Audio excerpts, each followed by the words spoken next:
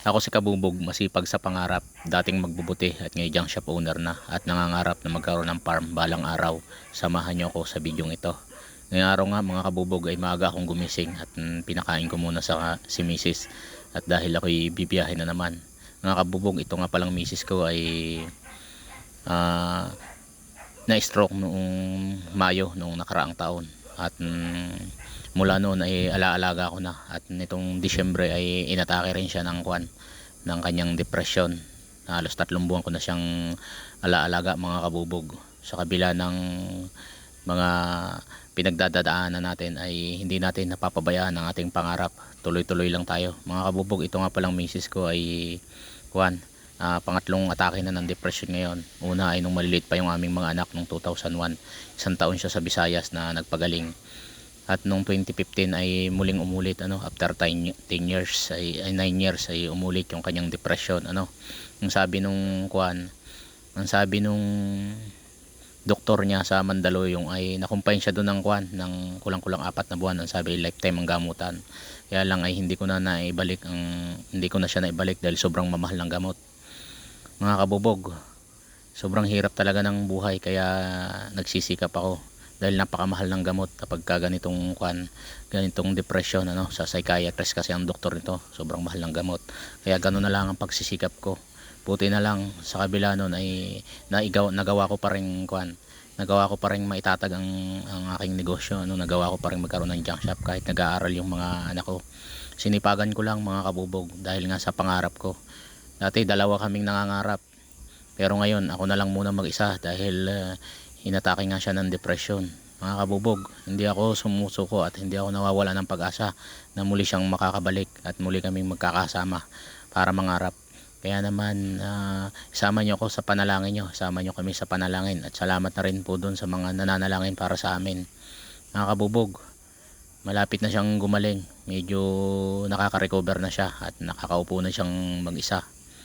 Kaya patuloy nyo kaming suportahan mga kabubog maging sa araw-araw ng aming pagbablog.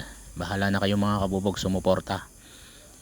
Ganun din mga kabubog, pagkatapos ko siyang mapakain ay bumiyahe na ulit ako at nag-deliver kami ng bubog. Pagkatapos naming mag-deliver ng bubog ay nagkarga ng bute. Pagkatapos magkarga ng bute ay deliver na kami at nagkarga uli kami ng bubog pabalik. Kaya kargado na naman kami para pang deliver sa araw ng kinabukasan. Nakabubog, pagdating ko nga ay medyo madilim na at kinamusta ko si misis at panoorin nyo yung pagkausap ko sa kanya. Medyo nakakausap ko na siya ng maayos. Dati hindi ko siya makausap ng maayos at wala siyang nakikilala kahit sino, nagwawala lang siya, pero nakaka-recover na siya. So yun lang muna mga kabubog. Kamusta naman ang maghapon mo? Ha? Kumain ka ba? Sino nagpakain sa'yo? Si Jen. Ha? Anong ulam mo? Ha?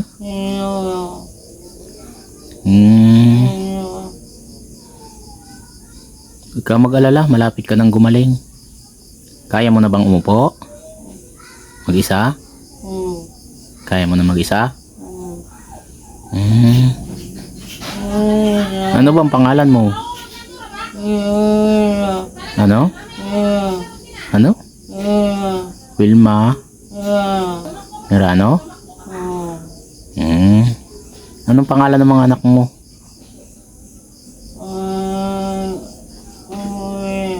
Ano? Maylin? Ilan anak mo? Dalawa. Pangalan ng asawa mo? Ano?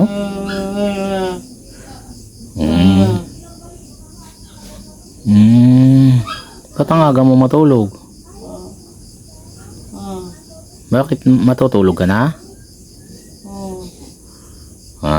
Sige, pahinga ka na. Babantayan kita ha. Kakarating ko lang galing sa biyahe. Ubos na prutas mo? Bali, bibili uli kita. Ha? Ano bang gusto mong prutas?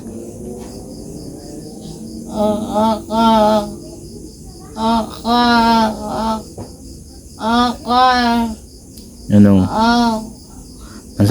Mansanas gusto mo? Ubas? Ubas na lang. Ubas na lang? Orange? Ubas na lang. Orange gusto mo? Ubas na lang. Ubas at orange. Ubas na lang.